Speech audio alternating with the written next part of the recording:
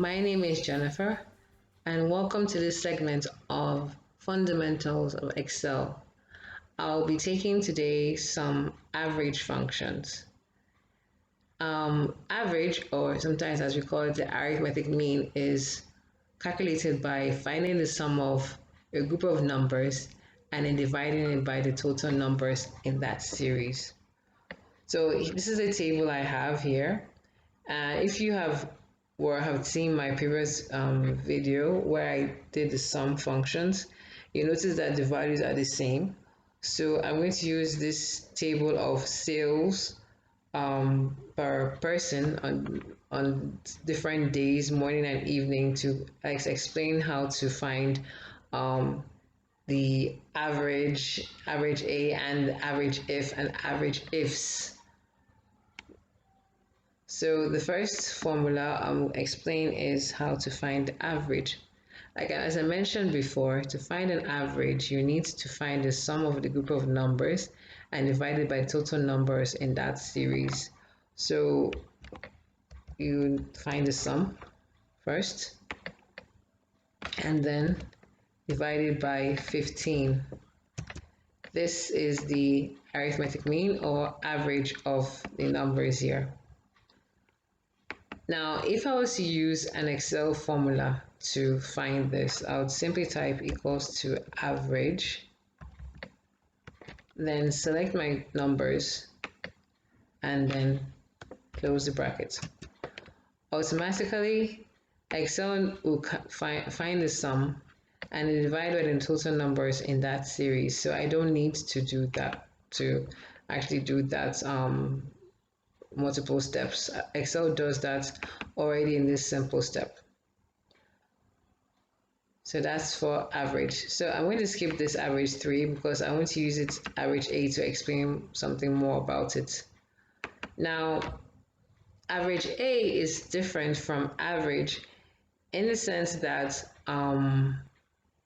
it calculates the average of a group of numbers and also gives values to text it finds in its path.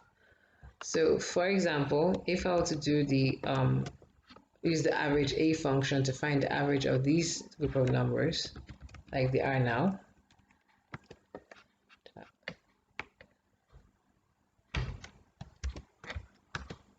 it gives me similar values as I did the average in the first time and second time. Now, with the averageA function, the only difference is it assigns values to some words which may appear in the text. So, assuming I change this 8 to a true, Excel would assign a number 1 to true and assign 0 to false. So notice that the averages now are different, because this first one, it's still calculating the sum of all the numbers. So Excel will add all these numbers, and this one, it's keep true, but it's still divided by 15. So it's everything minus what is supposed to be here divided by 15 that is giving me as the average. In this average, which we use the average function, what Excel is doing is it's finding the average of only the numbers it's seeing. So Excel, instead of looking at it as 15 different rows of values, Excel has knocked this one off and doesn't count it as a number. So it's no longer looking at 15 items, it's looking at 14. So let me just demonstrate it here. So if I was to find the average of this row using a manual way, I'll type sum and add up everything here and then divide it by 14. Notice the formula I used the average formula to find, and this are the same. Sorry, these ones are not included. These two are the same because Excel has knocked off this. It's no longer counted as 15 different values. It's now looking at as 14 values because this is not a number. That's what Excel did in this case. But when you are using the average A, Excel has already assigned a value to true. So in Excel, true is 1, while false is 0. So if I change this to a 1, you notice that this, and this are the same. Okay, if I change it to a 0, it also gives me the same values. This one is different because I'm still dividing it by 14. So that's so far. So I've explained average and averageA functions. Okay, so I just use these other averages to explain what these two do. Now, in the averageIF function, if you remember what we did in the SUMIF function, is you're giving Excel a criteria to find an average based on one criteria. So I'm telling Excel that I want to find the average of the sales that occur only in the morning for this cell here. So type my average if function, then my range is this. I'll do absolute referencing. Then my criteria is morning, absolute referencing, excuse me. And then my average range. Press enter. And then I can drag this all down.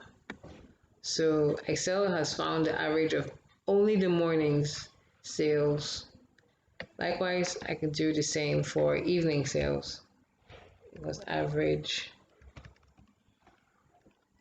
if select my range, fix it, absolute referencing, my evening, absolute referencing, and then my sum range, close brackets, and press enter, and then drag this down. So I found the average of all the sales that took place in the evening. So with the averageIF function, just like in the SUMIF function, I have more than one condition. So let me add a second condition to this. I want Excel to find the average of all the sales which are greater than 20. Let me say greater than or equal to. So greater than or equal to 20. So here, average ifs. So my average range is this first row. No need to fix that.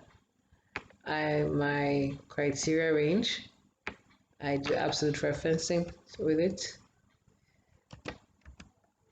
My first criteria.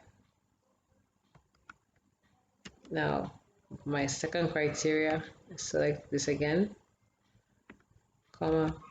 I want everything greater than or equal to 20. And that is my second criteria. Close my brackets and I press enter. And I drag it down. So now it has found the average of everything greater than or equal to 20. So here in this case, it's an error message because Excel is looking for numbers greater than 20 and it hasn't found any, so it's 0. So it's complaining because I'm doing a division by 0, which is impossible. So this is an error message.